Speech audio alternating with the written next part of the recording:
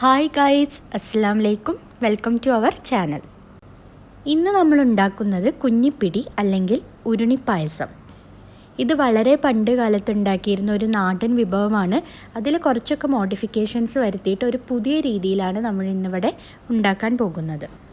ആദ്യമായി പിടി ഉണ്ടാക്കാൻ വേണ്ടിയിട്ട് നമ്മളൊരു പാത്രത്തിൽ വെള്ളം തിളപ്പിച്ച് ആവശ്യത്തിന് ഉപ്പും ചേർത്ത് വെച്ചിട്ടുണ്ട്. ഇനി ഈ വെള്ളം തിളച്ച് വരണം.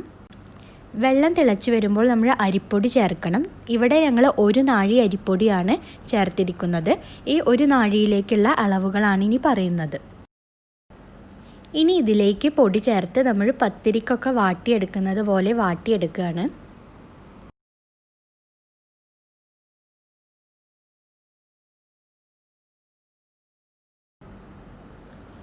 ഇനി ഇത് നമ്മളൊന്ന് കുഴച്ചെടുക്കുകയാണ്. കുറച്ചൊക്കെ ചൂടിൽ തന്നെയാണ് കേട്ടോ ഇത് കുഴച്ചെടുക്കേണ്ടത്.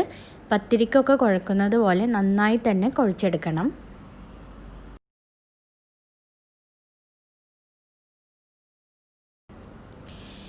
ഇനി ഇത് കുഴച്ച് കഴിഞ്ഞാൽ ചെറിയ ചെറിയ പിടികളാക്കിയിട്ട് അല്ലെങ്കിൽ ചെറിയ ചെറിയ മണികളാക്കിയിട്ട് നമ്മൾ എടുക്കുകയാണ്. അതെങ്ങനെയാണെന്ന് വെച്ചാൽ നമ്മുടെ കയ്യിൽ കുറച്ച് പൊടി തൂകിയിട്ട് ഈ വീഡിയോയിൽ കാണുന്ന പോലെ ഒന്ന് ഉരുട്ടിയെടുക്കുകയാണ്. ഉരുട്ടിയെടുത്തതിന് ശേഷം നമ്മൾ പൊടിയിലൊന്ന് തൂവിക്കൊടുക്കണം, അല്ലെങ്കിൽ ഇത് പരസ്പരം ഒട്ടിച്ചേർന്ന് പോവും. ഇപ്പോൾ നമ്മുടെ കുഞ്ഞിപ്പിടികളെല്ലാം റെഡിയായി വന്നിട്ടുണ്ട്. ഇനി ഇത് നമുക്കൊന്ന് ആവിയിൽ വേവിച്ചെടുക്കുകയാണ് വേണ്ടത്. ഇനി നമുക്ക് ശർക്കരപ്പാനിയാണ് വേണ്ടത്. ഒരു നാഴി പൊടിക്ക് വേണ്ടിയിട്ട് നമ്മളിവിടെ 1/2 കിലോ ശർക്കരയാണ് ഉപയോഗിക്കുന്നത്. അതൊന്ന് കുറച്ച് വെള്ളം ഒഴിച്ചിട്ടൊന്ന് മെൽറ്റ് ചെയ്തെടുത്തിട്ടുണ്ട്. ശർക്കര മെൽറ്റ് ചെയ്തിട്ട് അരിച്ചെടുത്തതാണിത്. അതൊന്ന് തിളച്ച് വരുമ്പോൾ നേരത്തെ വേവിച്ച് വെച്ച കുഞ്ഞിപ്പിടി ഇതിലോട്ട് ചേർത്ത് കൊടുക്കുകയാണ്. കുറേശ്ശെ ആയിട്ടാണ് കേട്ടോ ചേർക്കേണ്ടത്, അല്ലെങ്കിൽ ഇതാകെ ഒട്ടിപ്പിടിച്ചിട്ട് ആകെ കുഴഞ്ഞു പോവും. അപ്പോൾ അതെല്ലാം സെപ്പറേറ്റ് ആയിട്ട് നിൽക്കാൻ നമ്മൾ കുറച്ച് ആണ് ആഡ് ചെയ്ത് കൊടുക്കേണ്ടത്. ഇനി അതൊന്ന് തിളച്ച് വരട്ടെ. ഇനി നമുക്ക് തേങ്ങയുടെ 1-ാം പാലും 2-ാം പാലും അതുപോലെ തന്നെ കുറച്ച് അരിപ്പൊടി വെള്ളത്തിൽ കലക്കി വെച്ചതും കൂടിയും ഇതിലോട്ട് വേണം. ഇതൊന്ന് തിളച്ച് വരുമ്പോൾ നമ്മൾ നേരത്തെ റെഡിയാക്കി വെച്ച പൊടി കലക്കിയത് ഇതിലോട്ട് ഒഴിക്കുകയാണ്. കുറച്ച് കുറുക്കം കിട്ടാൻ വേണ്ടിയിട്ടാണ് കേട്ടോ ഇത് ആഡ് ചെയ്യണത്. എന്നിട്ട് നന്നായി മിക്സ് ചെയ്തിട്ട് എന്ത് ചെയ്യുക, അതൊന്ന് തിളക്കണ വരെ വെയിറ്റ് ചെയ്യാം. പണ്ട് കാലങ്ങളിൽ ഇതിലേക്ക് തേങ്ങാപ്പാലൊന്നും ഒഴിച്ചിരുന്നില്ല. വളരെ സിമ്പിളായിട്ട് ഇതിലോട്ട് കുറച്ച് ചിരവിയ തേങ്ങ കൂടി ഇട്ടിട്ടായിരുന്നു കഴിച്ചിരുന്നത്. ഇപ്പോൾ നന്നായി തിളച്ചിട്ട് കുഞ്ഞിപ്പിടികളെല്ലാം പൊന്തി വന്നിട്ടുണ്ട്. ഇനി നമ്മൾ അതിലേക്ക് ഫസ്റ്റ് തേങ്ങയുടെ 2-ാം പാലാണ് ചേർക്കുന്നത്.